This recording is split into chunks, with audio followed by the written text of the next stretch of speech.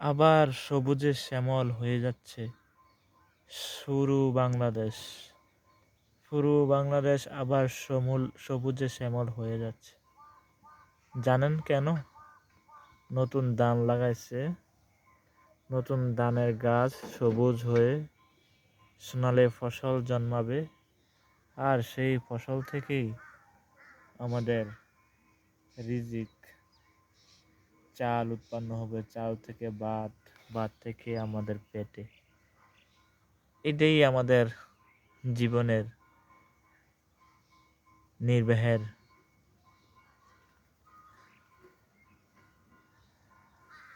জায়গাটা খুব সুন্দর লাগে, নীরব জায়গা, গাছগাছালি, সবুজ শ্যামল এলাকা।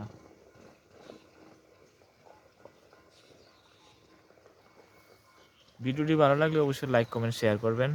ধন্যবাদ সবাইকে।